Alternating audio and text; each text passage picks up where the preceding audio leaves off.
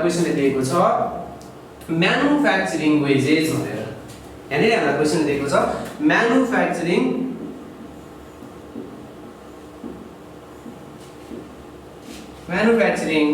wages rupees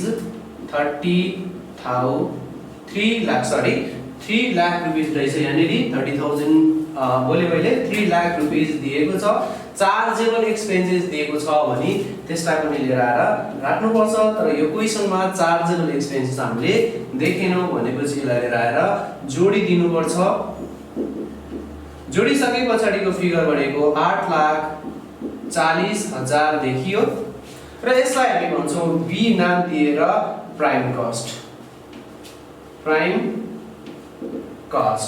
र यसमा prime कस्टमा जहिले पनि हामीले फ्याक्ट्री ओभरहेड जोड्नु पर्छ।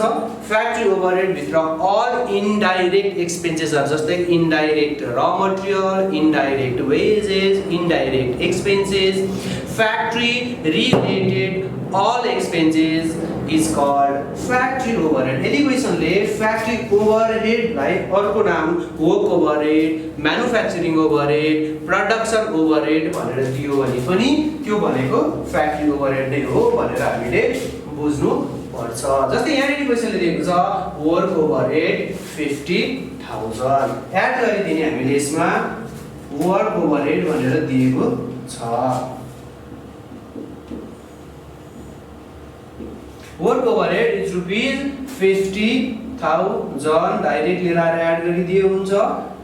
यो भयो 8,90,000 and it is called factory cost incurred। factory cost incurred यसलाई भन्छौं हामी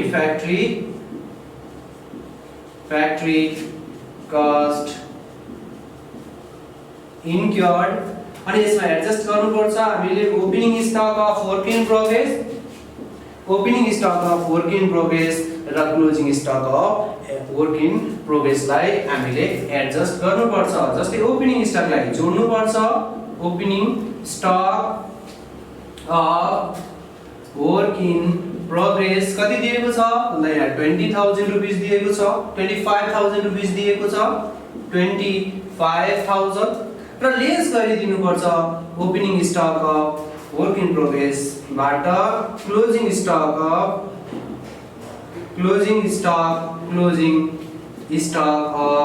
वर्क इन प्रोग्रेस लाई लेस गरिदिनु पर्छ। यो दिएको छ 15,000 रुपैयाँ लेस गरिदिने। लेस गर्दाखेरि यहाँ प्लस माइनस फिगर यसो हेर्दाखेरि plus figure is 25,000 and minus figure is 15,000। यसरी डिडक्सन गर्दाखेरि यहाँ प्लस 10,000 आउँछ र यो फ्याक्ट्री कस्ट इन्क्योर्ड मा लगेर 10,000 एडिसन गरिदियो भने यो आउने हो 10 लाख रुपीस।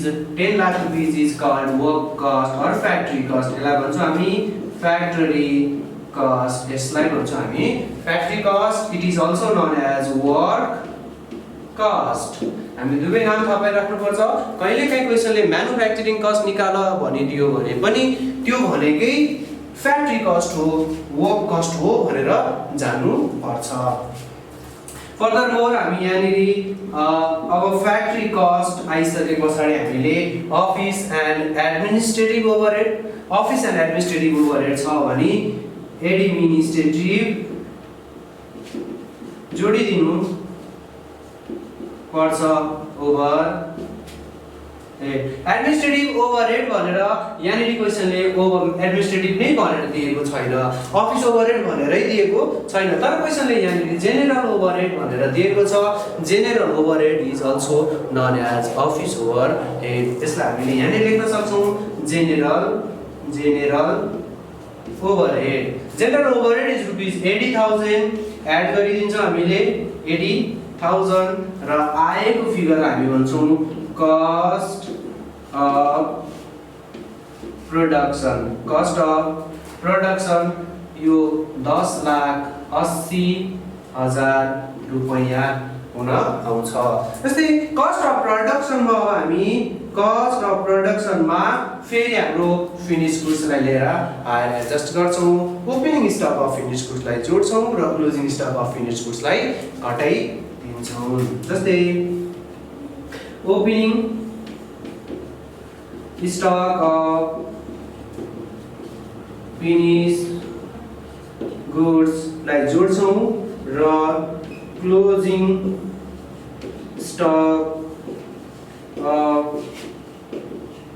फिनिश गुड्सलाई घटाइदिन्छौँ। जस्तै यहाँ opening stock of finish goods भनेर क्वेसनले दिएको छ 50,000 रुपैयाँ र closing stock of finish goods भनेर दिएको छ 60,000 रुपैयाँ।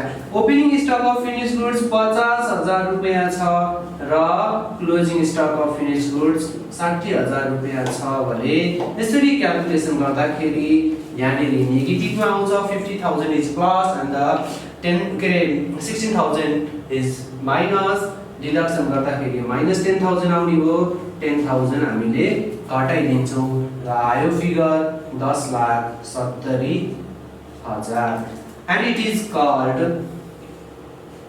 cost of goods sold। यसलाई नै हामी cost of goods sold भन्छौँ। र cost of goods sold आइसके पछाडि अब यो पार्टलाई म अलिकति माथि मेन्सन गर्न गइरहेको छु, तलको पार्ट उहाँले देखिँदैन होला, यहाँनिर अलिकति इरेज गरेर त्यसलाई एडजस्ट गर्दैछु म।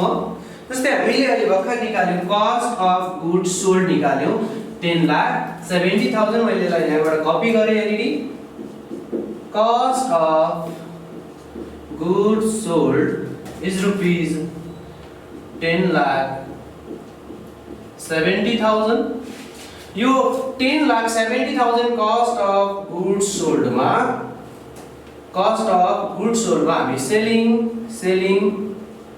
एन्ड डिस्ट्रिब्युसन ओभर हेडलाई लिएर आएर जोड्नु पर्छ। Selling and distribution overhead, selling and distribution सेल्ससँग रिलेटेड खर्चहरू जस्तै एडभर्टिजमेन्ट, क्यारेज आउटवर्ड, एक्सपोर्ट ड्युटिजहरू, promotion charge, delivery van charge, delivery boy charge हैन, marketing commission, blah blah expenses is called selling and distribution overhead.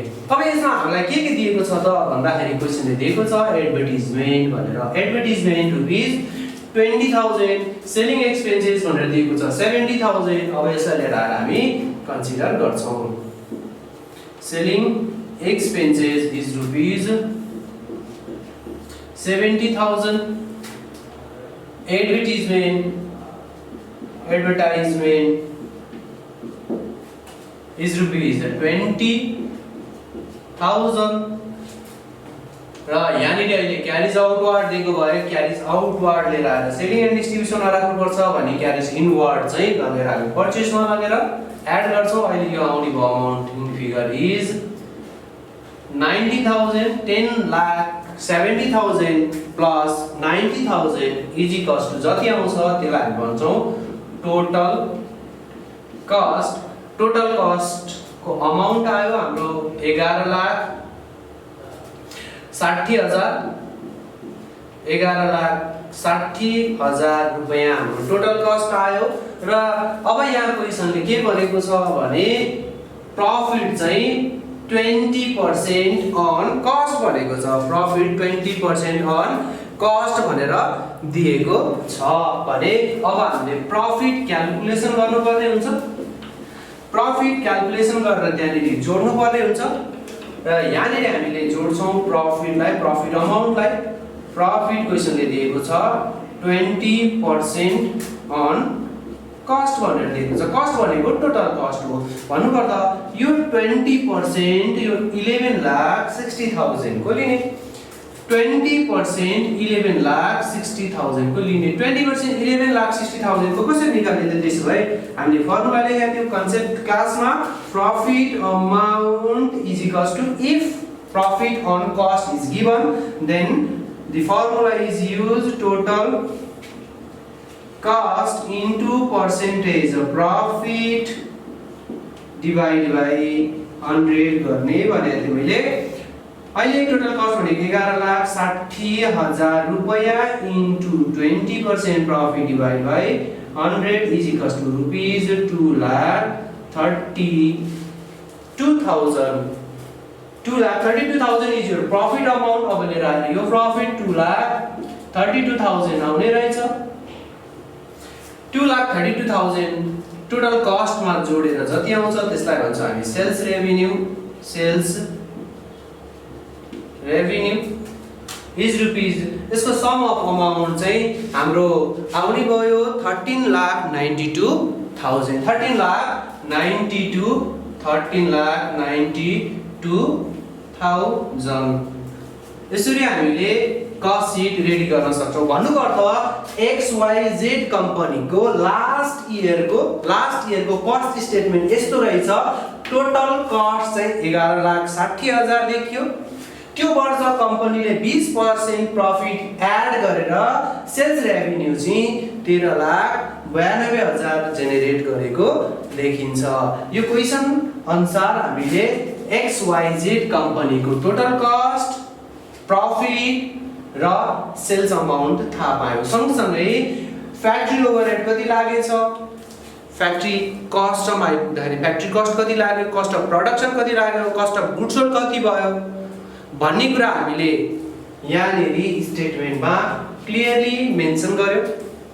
आशा छ विद्यार्थी भाइ बहिनीहरूले यस्तै क्वेशनहरु एनईबीले सोधेका क्वेशनहरु गर्न सक्नुहुनेछ. अब हामी अर्को क्वेशन अर्को पार्टमा लिएर आउनेछौं. धन्यवाद.